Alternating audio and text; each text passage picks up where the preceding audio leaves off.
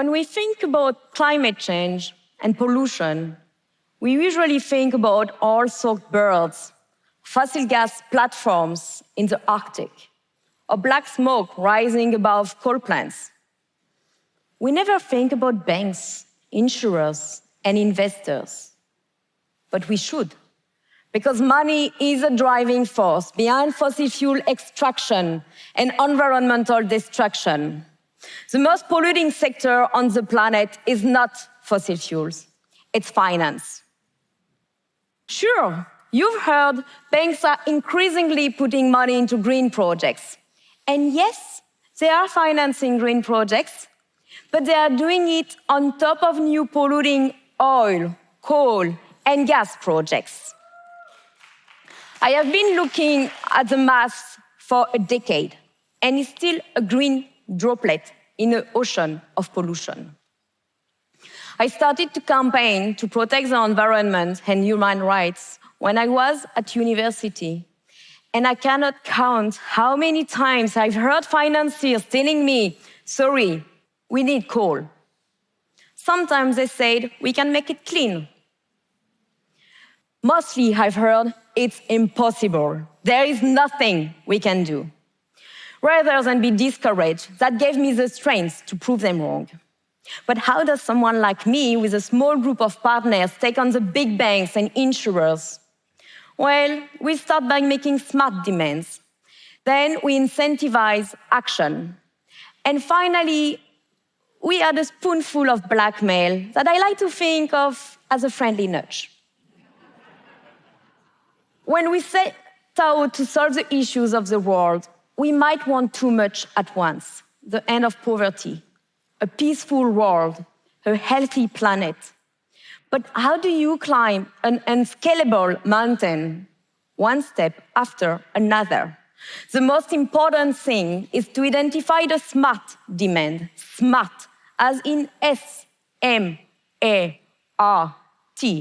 Something that is specific, measurable, achievable, relevant, and time-bound.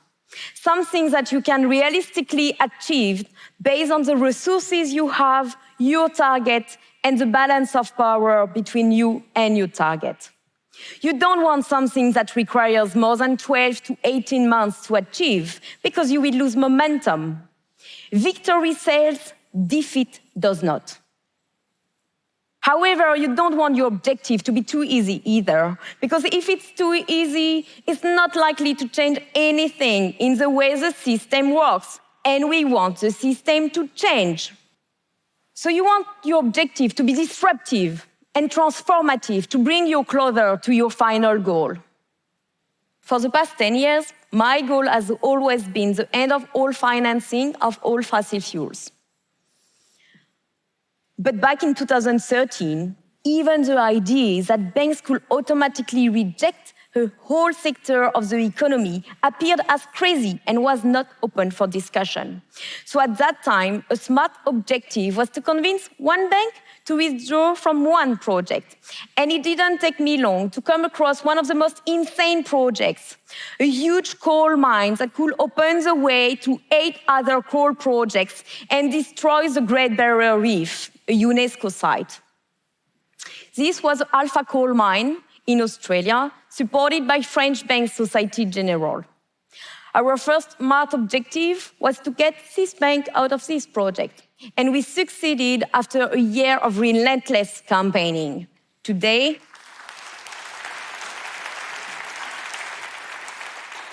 the coal of the Alpha Coal Mine is still in the ground.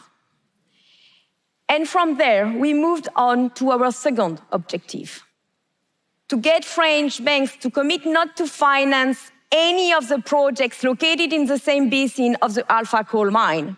We succeeded, moved on to our third objective, to get French banks to commit not to finance any new coal mines, any new coal plants worldwide. We did 1 bank, 2 banks, 3 banks, 4 banks, until we convinced all French banks, the 4th biggest banking sector worldwide, to reject all project financing for the coal sector.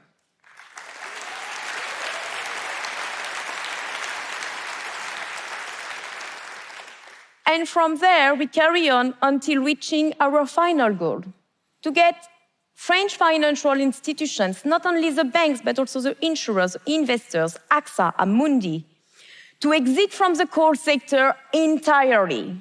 Not just saying no to projects, but also to companies with existing coal operations. This goal seemed completely impossible a few years ago, and yet it's currently happening.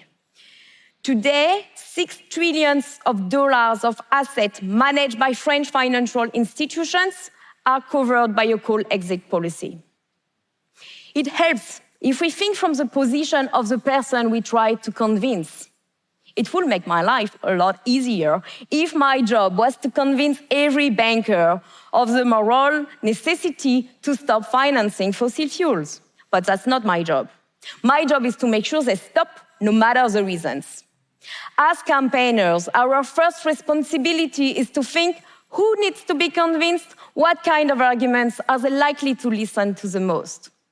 Bankers, insurers, these people don't live in a bubble. They have seen the fires and the floods of the past months, and as many of us, most of them are getting worried for themselves and for their kids. But the world is driven by digits, ruled by a system that demands profits. So when I meet with the head of investment of a big financial institutions, I don't bang on the table and say, our planet is on fire, which it is. I say, have you think about your long-term risk profile? The project that your client is developing might be forced to close down because of a new climate regulation or because of a green alternative has become cheaper. Not only you might not profit from it, but you might actually lose money. Bankers and financial institutions are slowly realizing that this climate issue is something they need to care about. If they don't deal with it, climate change will deal with them.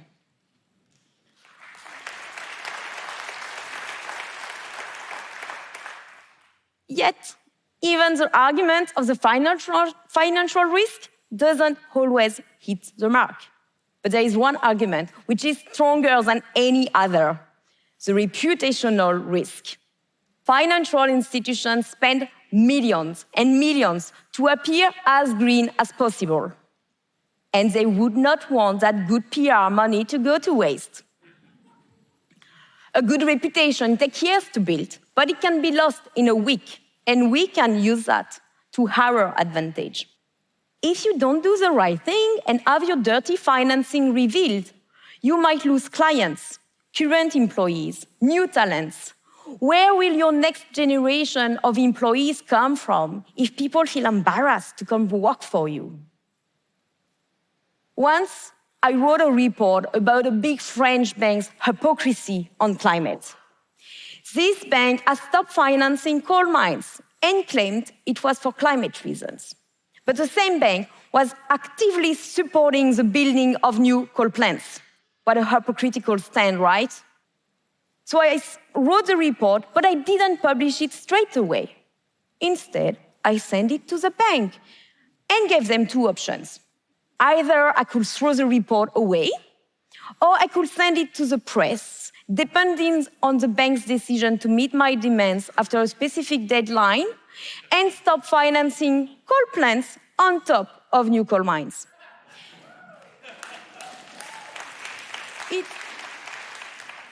It's not a ransom, not a trap, just a friendly nudge. I'm all here to help, as long as the bank is ready to consider my demands and give it a try.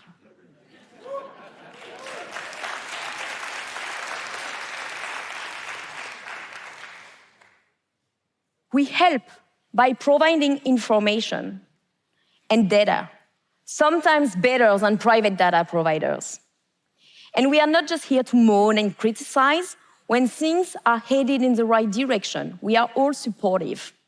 And when finally financial institutions publicly commit to withdraw from a polluting sector, we celebrate. In less than 10 years, 25 global financial institutions are phasing out coal financing for good. In 2017, AXA was the first insurers to stop insuring new coal projects and stop investing in companies that developed new coal plants. In 2019, Crédit Agricole became the first global bank to adopt a comprehensive coal exit policy. Step by step, we are climbing this unscalable mountain. And it's working. Today, coal companies are struggling to secure the financing and the coverage needed for their operations. Today, the small group of people has become a much bigger crowd. And these people are taking on European, American, and Asian financial institutions. It's no longer only about coal, but also about oil and gas. To decarbonize finance, to solve the climate issues, is not just about voting with your wallet and moving your money to an ethical bank. It's about joining these people and marching through the front doors of big banks and insurers to demand the impossible. Thank you.